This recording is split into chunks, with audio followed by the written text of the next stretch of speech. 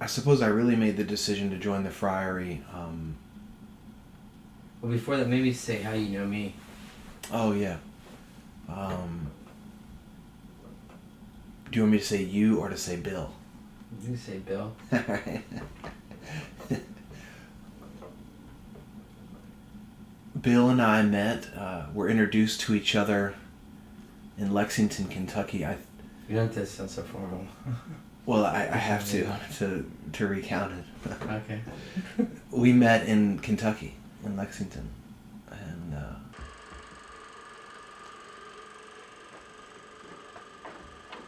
You get it? I don't think he's interested anymore.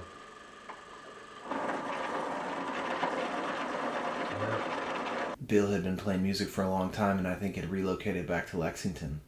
I don't know how long, he had been there, but a buddy of ours, Travis, had played a show with him somewhere in the South for a radio show, and had come back up and said, "Oh, you should come jam with us in my apartment." And so I did. I went over and played. I had just moved to Lexington from Louisville, so Bill and Travis thought it would be a good idea if I played music, Bill's songs. We'd play them, and we did. I'm gonna go. Don't forget your light meter.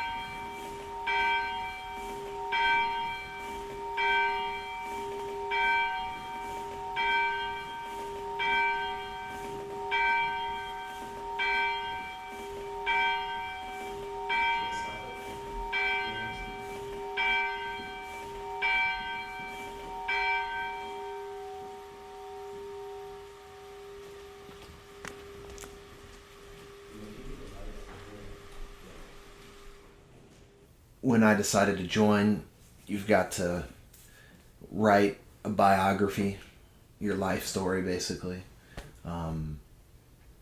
which I suppose exists. I think it's probably on my computer. I don't know. There's a copy of it in a file somewhere in San Francisco, but it's and it has to have sort of all the spiritual angles in it too. How is it that you see that this isn't just sort of I found Jesus, it's like, and it was kind of, I mean, creepy was the first word that came to my mind, but, whatever. So I filled out the application, and I had to have psychological testing. Of course, they wanted to know about all the weed that I smoked, and it was kind of interesting. The guy told me, he just said, there's nothing intrinsically wrong with smoking weed. I mean, of course, he is a San Francisco doctor, so that's like going to be his first his statement.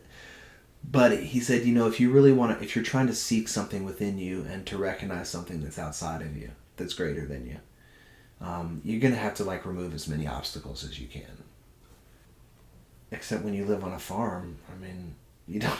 I mean, it's what you eat for breakfast, lunch, and dinner. I mean, it's stupid.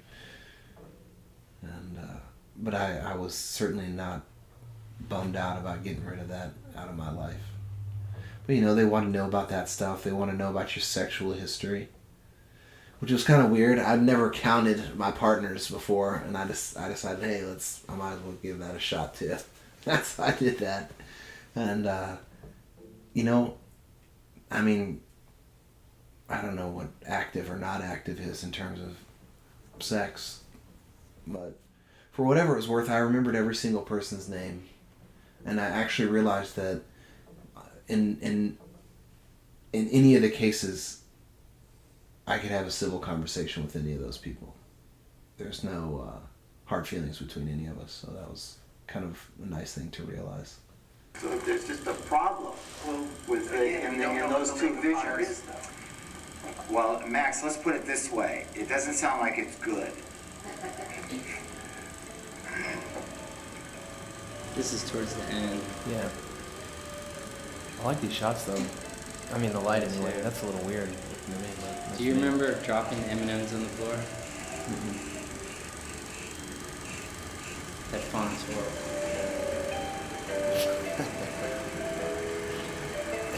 Written. You wrote something? Okay. Does he wear that sweater just when he messes with his trains? No, he wears it all the time. He has 2 sweaters. That's not my favorite one of the 2, but I love that one.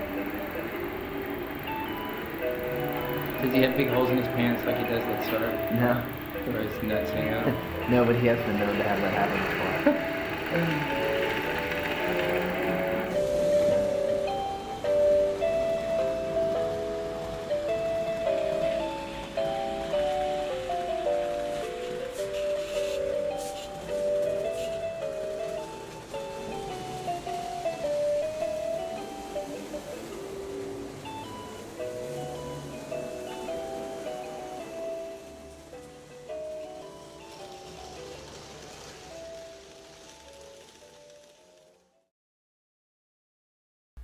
And you hear this, like, basically, like, you just imagine some cop, like, playing dress up, and he's like, holy shit! And no one knows, none of the people, I mean, we know what he's saying holy shit about, but it turns out, like, it was a big surprise to them that there were, like, 65 migrant workers, like, down in this barn trimming weed.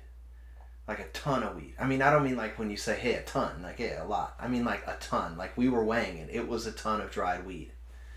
And I said, they're going to come up here and they're going to start screaming, and we just lay on the floor. And sure enough, they came up screaming, and they came up doing all their things, and they said, get on the floor, and we said, we already are. And they kicked the door open. You know, they could have just turned the doorknob, but they kicked the door open, and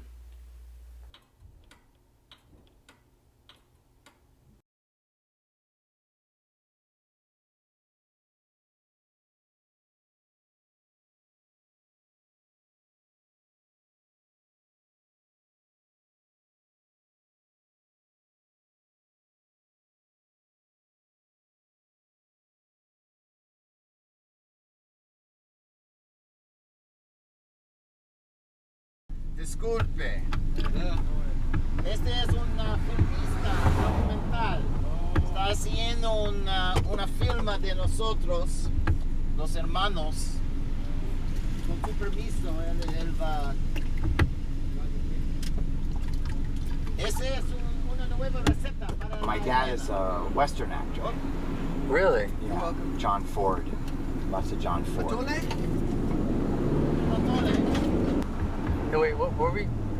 John Ford, John Ford was a classic Western director. Right, but your dad was in... He was a member of his stock company. She wore a yellow ribbon, the Searchers, all of the... Really? Yeah. His name was Harry Carey Jr. My grandfather's name was Harry Carey. Oh, okay. He was a silent movie star. Should we see about these guys? Might as well. They always attack the vehicle.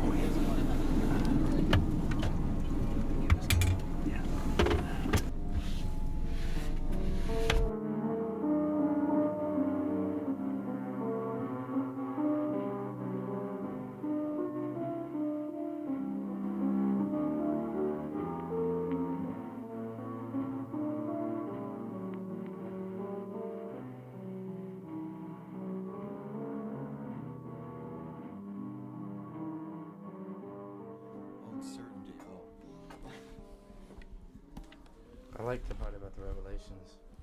Yeah, If you wanted to talk about that again. It's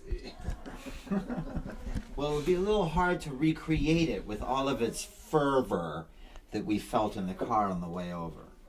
But let's just suffice it to say that Max is a big fan of the Book of Revelation.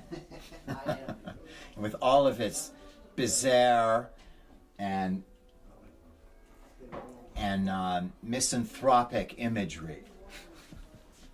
But it's like, I'm a fan of Revelation like I'm a fan of Kentucky sports. It's like, I can watch it even and like even if it's painful, you know what I mean? Like it's Like not it's not easy to deal with. You know what I mean? It's not easy. You can't just. It's a bitter pill to swallow sometimes to understand. But that's what fascinates me about it is that I can't. I have it's talking about the future and that I have no. No, the part I hate about Revelation is its intolerance. That there's a direct contradiction between what this Jesus figure, this guy with the white hair and the beard and the sword coming out of his mouth. Mm-hmm. There's a direct contradiction between what he says and what the man in the gospel says. You see. So, I mean, the man in the Gospels, says to the prostitute, anybody who is without sin cast the first stone. The man in Revelation says that everybody is going into the lake of fire. So there's just a problem. Well, with again, in those two visions. Well, Max, let's put it this way: it doesn't sound like it's good.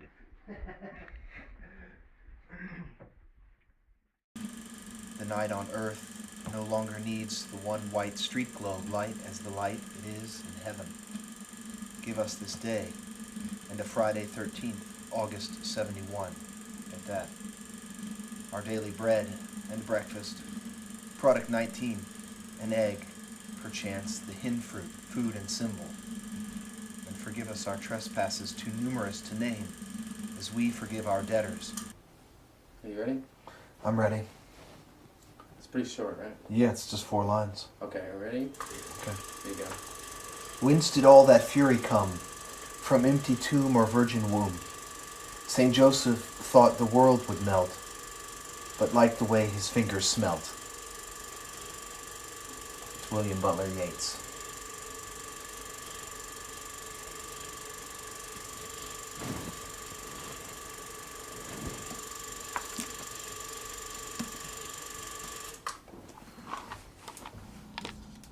And I do have to make a decision in May about if I want to stick around for another 2.5 to 3 years. It'll actually be 3 years from May. So it'll be deciding if I want to stay for another 3 years. Well, actually, I decide if I want to let them decide if I should stay for another 3 years. It's technically how it works. Said Red Molly to James, that's a fine motorbike. The girl would feel special on any such light.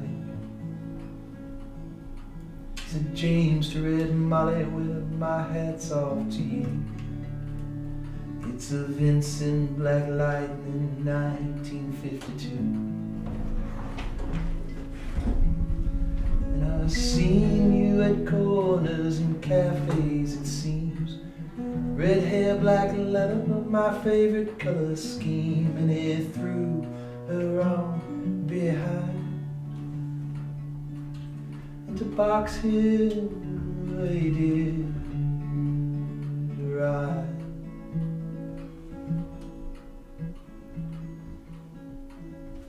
Said James to Red Molly, here's a ring for your right hand.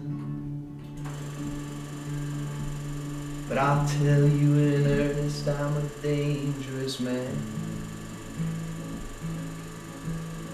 I've been fighting with the law since I was 17. I robbed many a man by that Vincent machine. And I'm 21 years, I might make 22, and I don't mind dying, but for the love of you. And if fate should break my stride,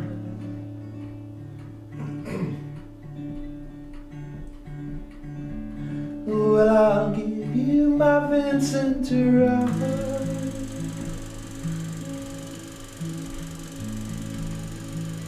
Come down, Molly, said Sergeant McCree. They've taken young Jim for armed robbery. Shotgun blast to his chest, left nothing inside. Come down, Molly, to his dying bedside. When she got to the hospital, there wasn't much left. He was running out of rope, he was running out of breath, and he smiled when he saw her cry. Said, I'll give you my Vincent to ride.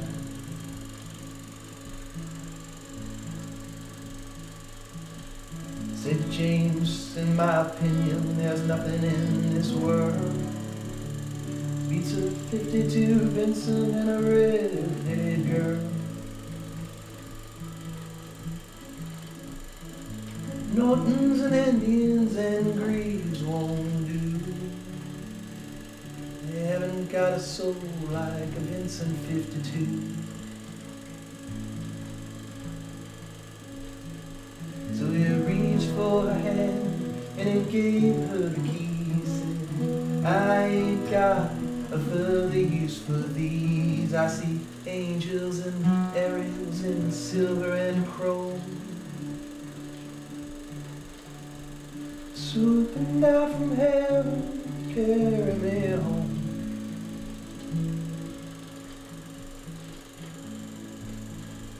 And he gave her one last kiss, and then he died. And he kept